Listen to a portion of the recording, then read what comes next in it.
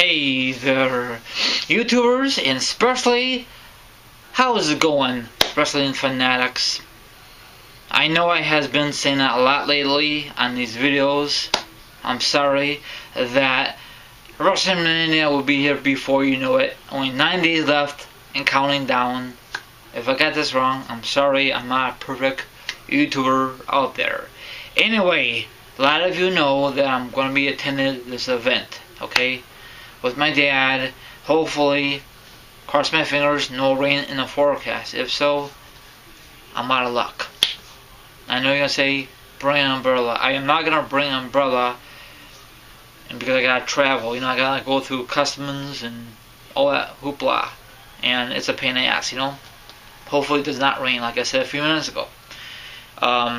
I made a video about WrestleMania last year about the build-up. Thanks, Tony, for the reminder. I totally forgot because I make so many damn videos on this YouTube channel.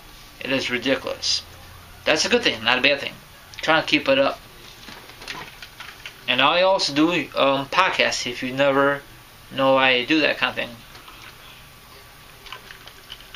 Off the record, speaking of podcasts, one more time, I changed so many podcasts' names, it is ridiculous. Remember the Snake Eyes thing?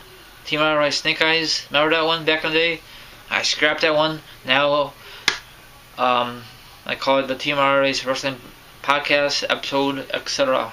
That one stuck. So far I got episode number 67 so far. My goal is to get 100 or maybe past 100 by the time this year's over. Let's see if I could do it. If not, it's not really a big deal. Okay. Now I'm going to discuss about the WrestleMania 33 build-up. Okay.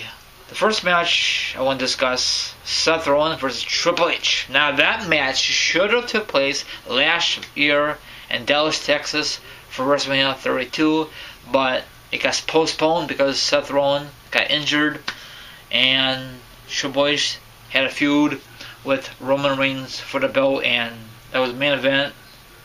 That match was dog shit. I don't give a damn what anybody says.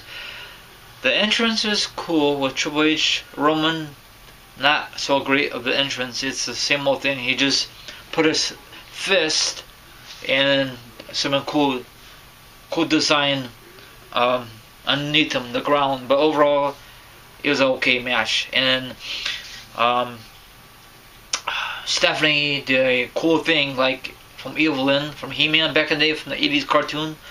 Great. I'm not too sure they use that kind of thing, but it reminded me of that. And Triple H reminded me of Skeletor, and Roman reminded me of He-Man back in the day, you know? But it reminded me of that kind of thing. I could be right, I could be wrong, who knows, but it was a great entrance. But the match was crash and burn. You know why they did that last year for the main event? A lot of key guys injured.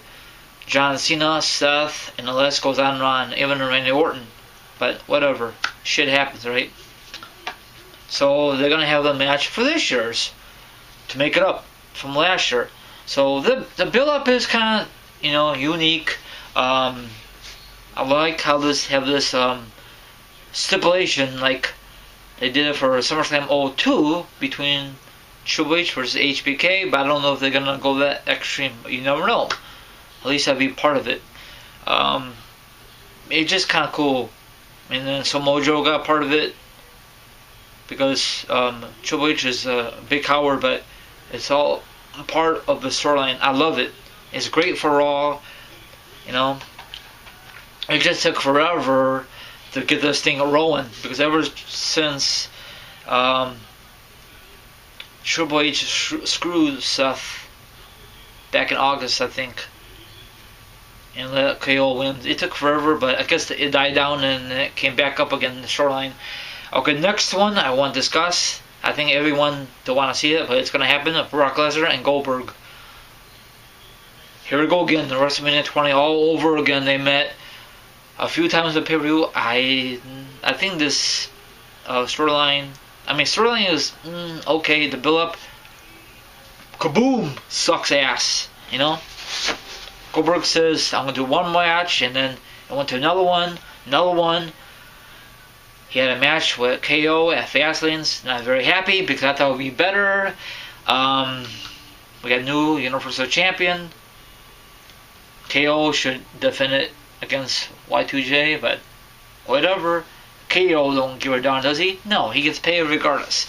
Champion, main champion, or not, you know? I'm a main guy on the Raw roster. He'll get his belt back down the road.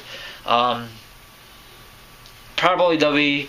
This is, I don't know, I think Goldberg just way out of shape, or maybe, I mean, he looks great shape, but not in wrestling shape, you know. I was never a fan of him, but he dominated the WCW, and he had a pretty decent run in his early days of the W, and WrestleMania 20 was a bad taste in my mouth, in everyone's mouth, you know. It's just an expression. It was not Austin's fault. Goldberg, Lesnar, they both left after that Mania, and you know their history. So I think this is the match I'm not really looking forward to. What else can I do? We're gonna just see probably a quick match. You know, I'd be surprised if it's gonna be a long match, but I doubt it. Okay, Roman and Taker. Okay, now when I heard reports this is gonna happen, I was on the fence about it. Then Roman cost Taker opportunity headline WrestleMania at the Royal Rumble. You know, this is Mario, and they took some away from that storyline. You know, then Roman had faced Braun Strowman at Fastlane. I really wish that the Undertaker had a little interference at Fastlane to make that Fastlane more buzzed. People could talk about it, but no, they want to say that on Raw. So actually, it's a pretty decent thing. If Taker was full-time wrestler, it would have a better storyline, but it's pretty good. It was a less build-up, you know what I'm saying? So I'm okay with that. Kudos. And plus, today's Undertaker's birthday. Is that pretty cool? I mentioned it. Little plug. Another one is Randy Orton and Bray Wyatt. Now this one, I kind of scratched my head on this because they did a whole thing about it. And the SmackDown, can you imagine if they did this for Raw? Crash and burn, you know? They tried, I mean, they would have tried if they never ever had a brand extension. Bray Wyatt will never ever become champion because the brand extension never exists. Of course it does now. Okay, let me fast forward a little bit. Okay, Randy Orton won the Rumble. I was on the fence about it. It should have been someone else, okay? Anyone but Randy Orton. You know, a lot of people hated on me for saying that. Not everyone, but that's just my opinion. He won in 08, 09, and he's a freaking veteran. Give it to a new guy. But I guess WWE don't want to take that kind of risk. Just drinking water. Water is very good for you.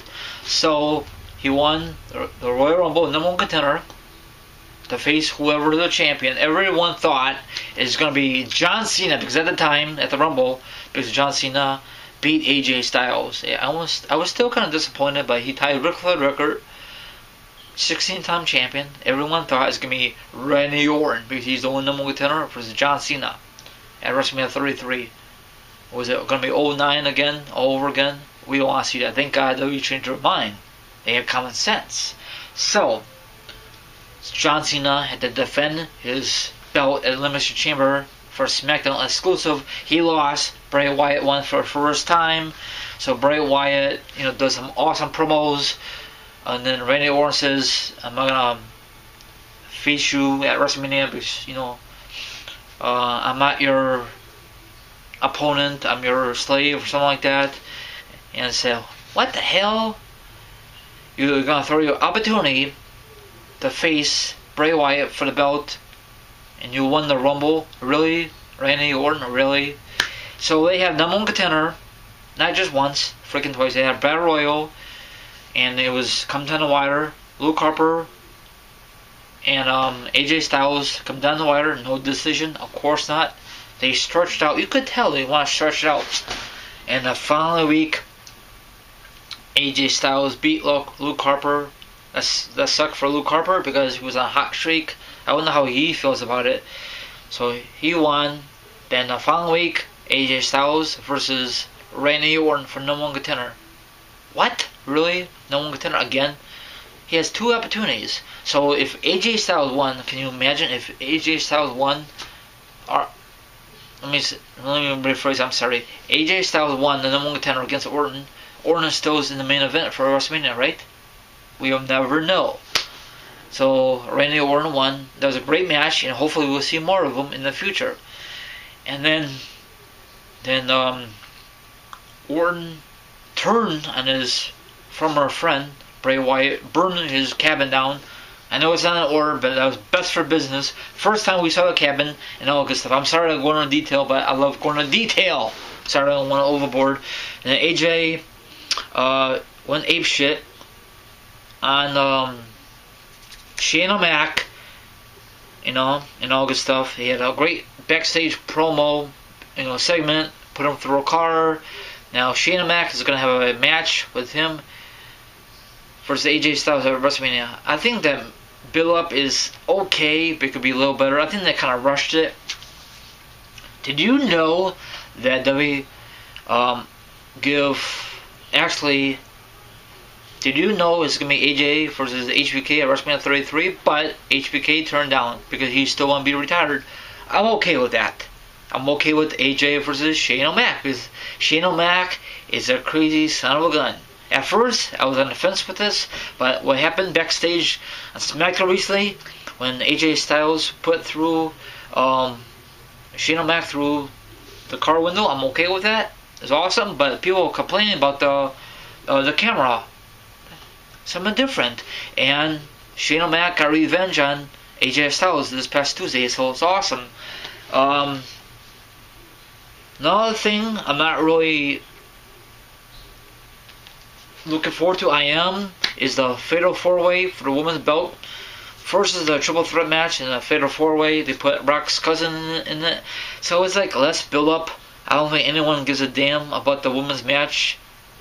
So they should have just kept it as a triple threat match, or instead of putting in Jackson, they should put in Brooks in. I know you guys think I'm quick dudes, but Brooks want to get revenge on Charlotte.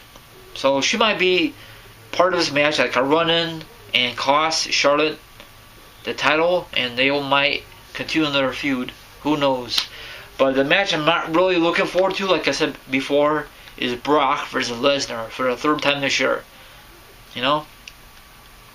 Let's see what happens. Most likely, Lesnar is going to get the belt back, and it's going to be 2012 over again. He hardly defends it. He's just going to keep that belt around his waist or shoulder.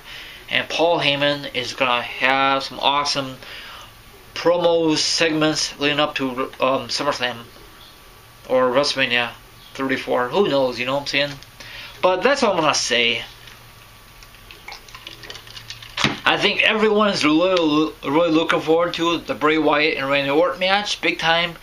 And maybe most people are looking forward to the Taker and Roman Reigns. If Roman is going to turn heel, people will love it. But when this comes out on DVD or Blu-ray before it releases, we're going to find out if WWE is going to edit that out or not, if the fans are going to boo them in Orlando. I'm going to boo them regardless. You never ever boo the Taker. He's a freaking legend, for crying out loud. I think Roman will be a perfect heel. This gotta be the perfect time to do it now. There's rumors that Taker is gonna pass the torch and give it to Roman. Does this mean the last of the Undertaker? We've been saying that for since WrestleMania 27? Don't believe those damn rumors. Don't believe those damn podcasts or what everyone's talking about. Even me. I'm nobody on my podcast. I just get my thoughts on the matter. But hopefully it's gonna be a good match. Hopefully it's like a brawl, and I want to see some holy crap moments, some WrestleMania moments, and have a good one. Don't forget to subscribe. You could see my my logo here. You could click onto that. You could check out my latest video and all good stuff. Have a great rest of your Friday and the rest of your. No, let me rephrase. I'm sorry. This is a long ass video. have an awesome rest of your Friday and have a spectacular weekend.